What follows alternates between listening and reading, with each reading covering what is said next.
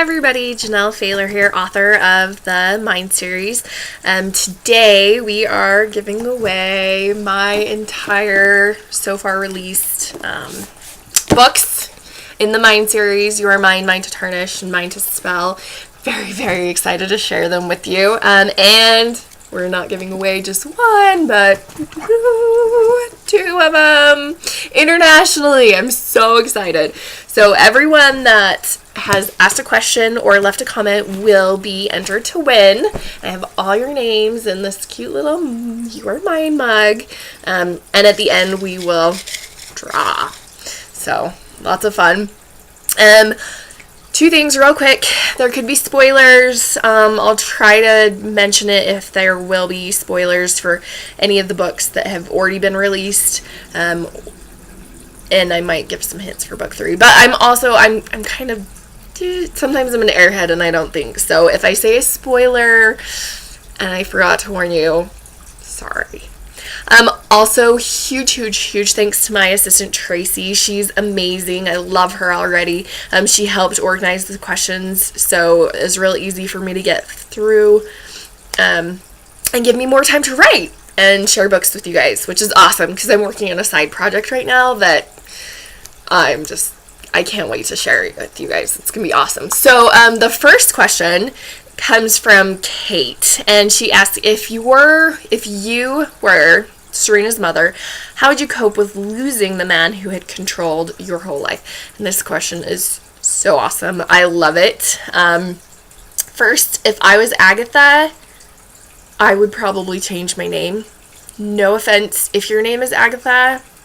That's good for you, but I really don't care for the name Agatha, so I would change my name to something else. But I think that I couldn't actually be Agatha, because if a man, especially my husband, ever treated me like that, I would punch him in the face. There's no way I would let a man treat me like that. And if he treated my kids like that, I'd punch him in the face and kick him, somewhere not so pleasant. And then it would just be really bad for him. Bad. You don't mess with my kids. But Agatha herself, I think that the Agatha in the story, she would be really lost and really confused because her whole life has pretty much been spent doing whatever this man wants and following to his every whim, and everything is dictated by him. I can't imagine what that would be like or how hard it would be to cope with. So she's making me teary just to think about. Blink, blink. So I think she'd be really lost and confused, and I think it would take a long time for her to kind of find herself after that, and it would be a long process. So thank you, Kate, for the most excellent question. I love it. The next question comes from Rosie Overstreet. She says, I'm really curious as to whose point of view the next book will be from. And the next book breaks the tradition. You Are Mine from Serena, then Mine to Spell from Cynthia, her sister. The next book, which I'm not for sure on a title yet, I'm still kind of working that out, but the next book, number 3, does not come from a sister. It comes from Waverly. And guys, I'm super excited because we get to see a couple chapters at least in Sardonia. Gonna be awesome. Not Sardonia. See, that's what I told you. I'm total airhead.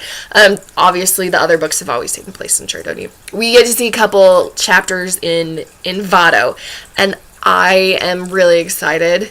And let's just say she runs into someone there, and Serena is not gonna be happy. Thank you, Rosie, for that question and letting me give you a little hint about book 3. The next question comes from Rachel. She asks, so I know Waverly's story next, but then can we have Bethany? And the answer is a big yes. Bethany is book 4, also titleless at this point. She has a very fantastic story. I'm very excited to write it for you guys and share it. but I have to finish book 3 first. So we'll see how quickly that happens. The next question comes from Ashton at Morphe's book blog. She asks, what inspired you to write the Mind series? So, you know how sometimes you get in the mood to read certain books? I had been in the mood to read a lot of books about arranged marriages and books like that. And I was reading them and I was just thinking, well, what if all these women were being sold off for not money, but something else that they actually had, but that they couldn't control, that they had no control over at all? And I was like, oh, well, what if they had magic? And the whole idea kind of grew from there. As soon as I thought that, my mind was blown and I was everywhere with it. I will say, spoiler, if you haven't read book 2, see, I remembered.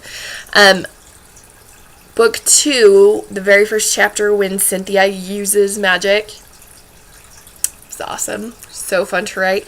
I planned that from the beginning. I knew that these women would have magic in their blood that they thought that they couldn't use, but that they would actually be able to use. They would just have to kind of be smart enough and work hard enough to learn about it. So, really cool. Thanks, Ashton, for the question. The next question comes from Serena. Were you afraid with the Mind series how readers would react to women being mistreated, kept submissive? Honestly, it did not cross my mind. I wrote the book, You Are Mine, and I just wrote the story. I just wrote what came out. I didn't think about anything else. So then when I published the book, and I started getting these reviews that were like, what is happening to these women? I was kind of surprised. I was like, oh yeah, you guys probably don't always like that. And I didn't like it either. There were so many scenes I wrote or have written or I'm going to write. They make me mad. They make me so mad. But it was a story, and it's the story that needed told. And even if I had thought about it, I don't think it would have changed anything because it is Serena and Cynthia's stories and it's what needed to come out. So, sorry if you don't like it. If you don't like it, it's probably not the best series for you. But very good question, Serena. Maybe I should have thought about it before I read it. Real quick, I just need to look at something. The next question, I missed something real quick here. That's totally typical of me. Comes from Janeal. When can we expect book 3? So honestly, I'm hoping book 3 comes out the beginning of next year. But I thought last year that I'd have mine to spell out really quickly, and my year was just total crap, and it was hard to write anything, so we'll see. The good news is I'm writing way faster, a mix of a better year and my awesome assistant, Tracy. But I'm actually working on a side project right now because I've been working on it for 2 years, and guys, I love this story. It's an amazing, amazing, amazing story. If I can pull it off. We'll see. So I'm going to finish that first and then work on book 3. Book 3 actually has a rough draft out already with about 30,000 words, so I've got a good start on it. And my side project is almost to the point where I start handing it off to people, and when that happens, it moves a lot faster. So I think things are going to move along, and I'm pretty sure, don't hold me to it, but I'm pretty sure we'll be good for a release of early next year. Thanks, Janeal. The next question comes from Kristen Halligan. So she asks, have you changed the stories a lot as you write them and develop them, or did you stick with the original ideas as to where the story would lead? Both. Really, I am very much if something's working, I go with it. And I kind of stuck to that original basic storyline that I came up with. But then too, as I was writing, if I came up with an idea, I would go with it. I really follow the flow. I will say in You Are Mine, 2 scenes that just stuck in my head that I was like, no, this is how the scenes were going to be, was, spoiler alert for You Are Mine if you haven't read it. See, remember it again. You Are Mine, when Serena is at her engagement ceremony and she flies up into the air, like, that whole scene played out in my head like a movie, and I knew it had to be like that and couldn't be changed. It was there. The other scene that stuck with me was the end scene when she jumps off the balcony and goes flying through the air. I guess I just had a thing about scenes with people flying through the air. I don't know. I really liked them. So that's fun, I guess. But yeah, if I get an idea that takes me somewhere, I definitely follow it. So thanks for your question, Kristen. The next question comes from Amelia. She said, when did you decide you wanted to take on the monumental task of writing a book, let alone a series? Good question. So I've actually been writing for a long time. I just really enjoyed writing. But I got serious about it when I had my first child. I think that having kids made me realize that I needed something else to do to keep my sanity. I don't know how well it's worked, but it's been a fun process trying. So that was in 2006 that my son was born. That book that I first started working on isn't published yet, but I am gonna fix it up and publish it for you guys because I love this story. It's really great. It's a princess story, and I have a soft spot for princess stories. This book, the You Are Mine series, I first started it in, I think it was February of 2012, and it was good, I guess. I'm trying to think if I answered the question and what made me want to take on that task. Yeah, so getting a break from being mom, but I've always had lots of story ideas in my head too, and it's so great to get them out on paper and so much fun to explore new worlds. I really love it. So thanks, Amelia, for your question.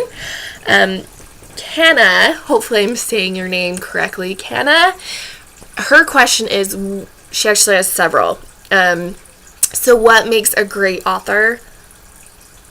I don't know. I'm still trying to figure that out. I think that an author that has a good storyline and is creative, and I think someone that works at their craft and tries to learn how to become a better writer really makes a big difference. Yeah, so I don't know. If you guys figure that out, will you let me know?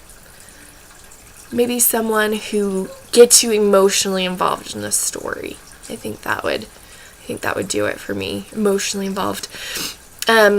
She also asks, have you ever doubted choosing a writer's path? Yes. And why? Because kind of towards the first question, what makes a great author? I don't feel like I'm a great author. I feel like I'm trying to be a great author, but sometimes I'm like, what is this crud I'm writing? And why would anyone ever want to read it?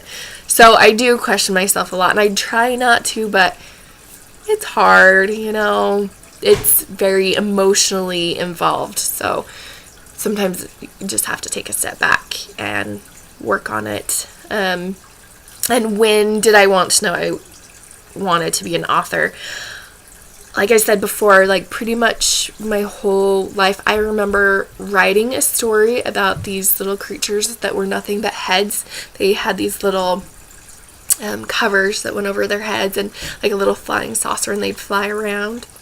I wish I still had that book. It was because I can remember it, and I would just love to see what it was like now. But I was probably in elementary school when I wrote it, so I've been a writer for a long time. So thanks for the great questions, Kenna. I'm going to split the video up in two now because it's getting kind of long. So if you want more answers to the questions, go ahead and look for video 2. I'll post a link in the comments, and at the end of that we will give away 2 sets of books. So thanks for the questions so far.